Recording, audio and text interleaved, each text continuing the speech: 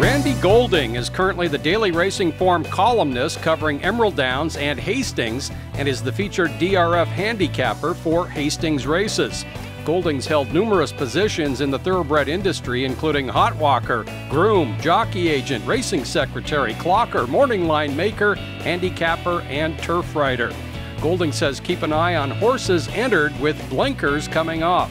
Quite a few years ago, a friend of mine who was a math professor at the University of Simon Fraser up in Canada, up in the Vancouver area, he did a year-long study on horses running with blinkers coming off. The trainer thought they might improve taking the blinkers off, and he found that if you bet every horse whose blinkers were coming off on, you'd make a flat bet profit. So that intrigued me, of course, see let's see how this works and why it worked, and I've talked to some other trainers.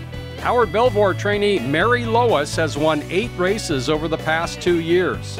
There's a horse here at Emerald, there's a perfect example of that, a horse called Mary Lois. Last year, she was competitive, and she did win a couple races early in her career, but she'd been coming close but not getting the job done. So they took the blinkers off in a race. I think it was at Portland the first time they did it, but she won for fun. Her buyer increased by like 21 points, and she kept on running, better, and being near the lead and relaxing a bit more. And so she was a perfect example of how that works. Mary Lois slowly catching Ziva the Diva, and Mary Lois with a 16th to go has a narrow advantage from Ziva the Diva. Mary Lois wins it. Why are they taking the blinkers off? And a lot of times, and I've talked to trainers about this too, where the horses get a little wound up with blinkers, they can't see around them, and so sometimes it just relaxes them quite a bit to take them off. Speed horses in particular, you take the blinkers off, they relax a little more. If they get in a good position, they won't be backing up, they'll be going forward.